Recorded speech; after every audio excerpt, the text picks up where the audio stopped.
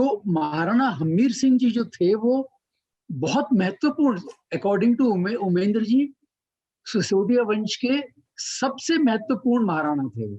महाराणा प्रताप से भी उनका महत्व अधिक था, बट इतिहास ने उनको भुला दिया। और महाराणा खेताजी जो थे वो गुरिल्ला युद्ध के जनक थे।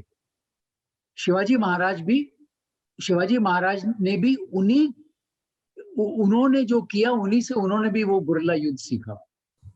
उमेंद्र जी को अच्छे से इंट्रोड्यूस कर देता हूं।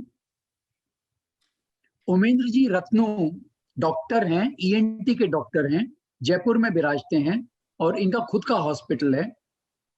ये एक एनजीओ रन करते हैं जिसका नाम है निमित्तेकम, और इस एनजीओ के माध्यम से ये पाकिस्तान से विस्थापित हिंदुओं को भारत में लाके सेटल करते हैं और सेटल करके उनको नागरिकता दिलाने की भी पूरी चेष्टा करते हैं। सेटल मतलब इनको इकोनॉमिकली सेटल करना बहुत जरूरी होता है।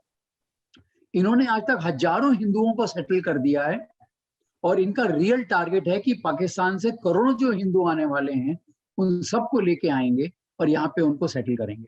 ये इनका मेन स्ट्रीम मुद्दा है। और दूसरा तो इन्होंने सिसोदिया वंश के ऊपर बहुत अधिक रिसर्च किया है, जिसकी वजह से ये इतना विस्तार से हमको इस इतिहास को बता सकते हैं। ये गाना भी गाते हैं, बहुत सुंदर गाना गाते हैं। मैंने एक बार इनका गाना सुना भी था और लिखते भी हैं। ये किताब लिख रहे हैं सिसोदिया वंश के पूरे इतिहास की। एक किताब आने वाली है, मेरे ख्याल में चंद हफ्तों में ही वो मार्केट में आ जानी चाहिए। और गीता के ऊपर भी ये अच्छे से कम्युनिकेट करते हैं। तो दोस्तों अधिक समय नहीं लूंगा मैं आपका।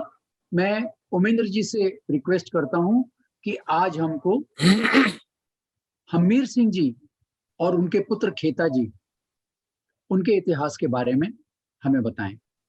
उमेंद्र जी। बहुत बहुत आभार रघु सर। सबको, सुनने वालों को सबको बहुत प्रेम, सबको प्रणाम, सबको जय श्री राम।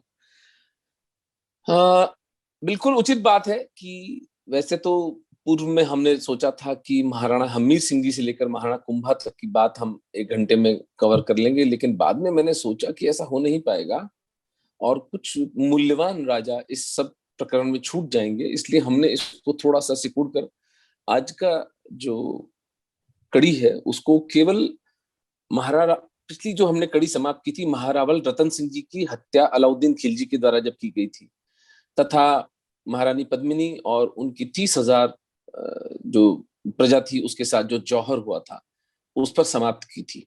वो घटना थी 1303 ईस्वी, 1303 एडी। सेकेंड अटैक जब अलाउद्दीन खिलजी ने किया तो उसने चित्तौड़ को तहस नहस किया।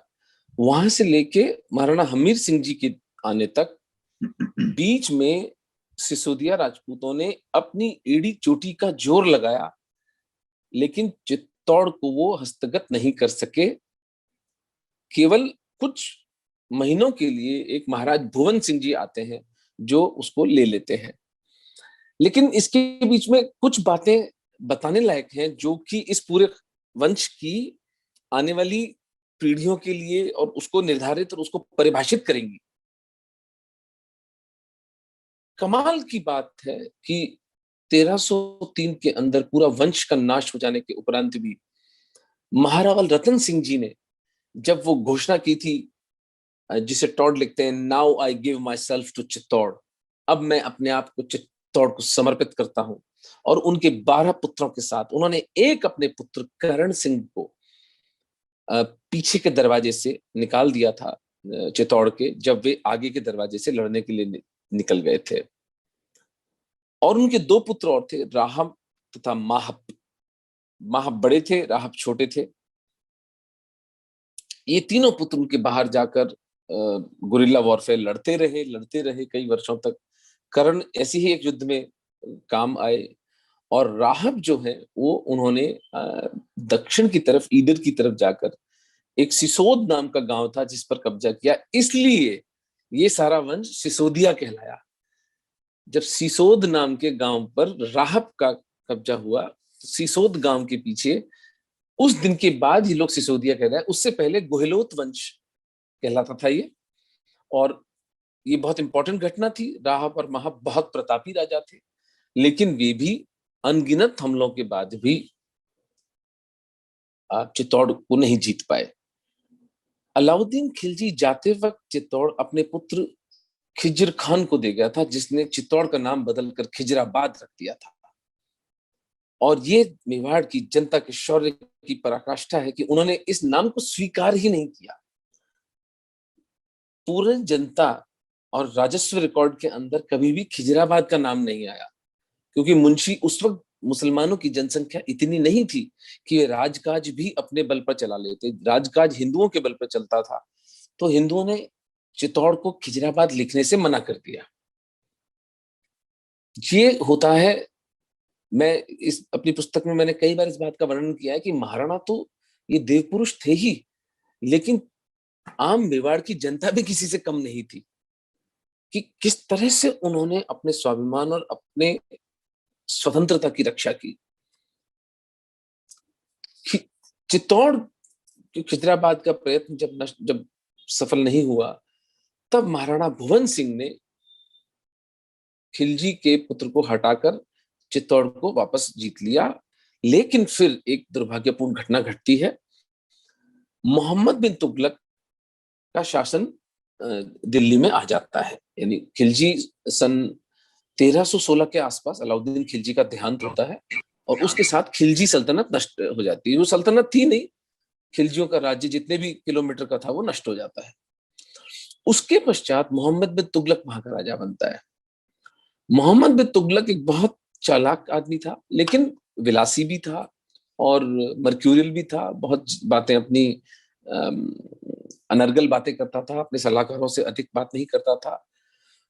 उसके साथ जालौर का राजा मालदेव सोनग्रा जो है वो मिल जाता है, और ये लोग महाराणा भुवन सिंह को पराजित करके, उनकी हत्या करके चित्तौड़ को तुगलकों के हाथ में दे देते हैं। तुगलक वापस दिल्ली चला जाता है और मालदेव को अपना वसाल, अपना चौकीदार नियुक्त करके जाता है चित्तौड़ पर। यह घटना लगभग 1325 और 30 के बीच की है। इधर जो सिसोदिया वंश है, उसमें भुवन सिंह जी के पुत्र दो होते हैं, अरी सिंह और अजय सिंह। मैं दर्शकों का की चेतना चाहूंगा कि ये कहानी थोड़ी कॉम्प्लिकेटेड है, इसलिए मैंने इसको एक बार में रखा है। इनके दो बेटे अरी सिंह बड़े छोटे और अजय सिंह बड़े।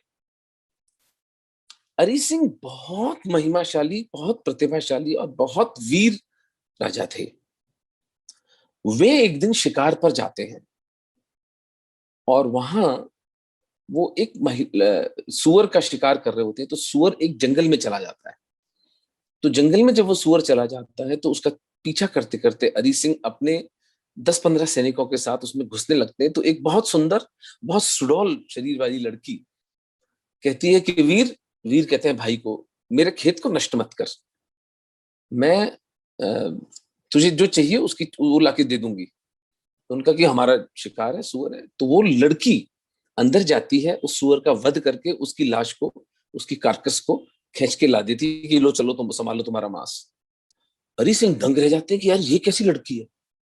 तो वे उस कन्या से इतना प्रभावित होते हैं कि वे कहते हैं कि आप किस गांव की हो। तो वो पास में एक चांदना राजपूतों का एक गांव था, वहां की थी।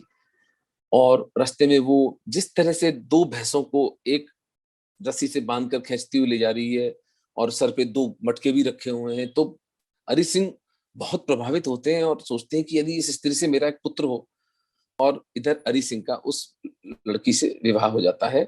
इनके एक पुत्र होता है जिसका नाम रखा जाता है हमीर सिंह।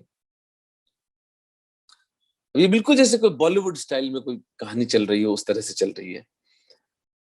इधर भुवन सिंह के साथ मिलकर हरि सिंह, जो छोटे बेटे थे हमीर सिंह के पिताजी, वे फिर चित्तौड़ पर हमला करते हैं और उस युद्ध में काम आते हैं। वे वीर गति को प्राप्त हो जाते हैं। कभी भी किसी हिंदू और सिख को युद्ध में मारे जाने पर शहीद नहीं कहा जाता है।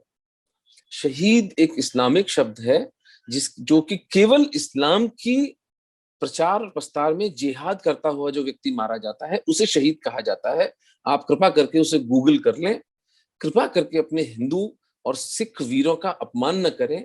किसी की शहादत नहीं होती, कोई शहीद नहीं होता, हम सब वीर गति को प्राप्त होते हैं, हुतात्मा कह सकते हैं, ये जिनकी बलि, जो अपनी बलि दे देते हैं, हम ये इतना कह सकते हैं। ये शब्दावली हमारे सैनिकों के लिए हमें काम में रखनी चाहिए, ये बहुत महत्वपूर्ण बात है। इसके बाद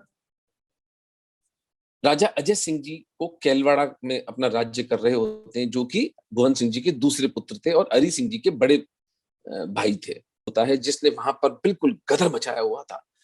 तो अजय सिंह जी उससे इतना तंग थे अपनी सेना होने के उपरांत, वो उस मुंजा बालीचा का कंट्रोल नहीं कर पा रहे थे, तो उन्होंने घोषणा करवा दी कि जो व्यक्ति मुंजा बालीचा का सर मुझे लाके देगा, मैं उसको बहुत पुरस्कार दूंगा और उसका राज्य पर उपकार मानूंगा।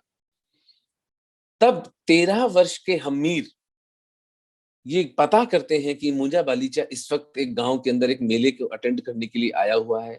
हमीर अकेले उस पर हमला करते हैं और उसकी गर्दन काट के उसके सर को भाले की नेज पर रख के और लाके महाराणा अजय सिंह जी के चरणों में पटक देते हैं।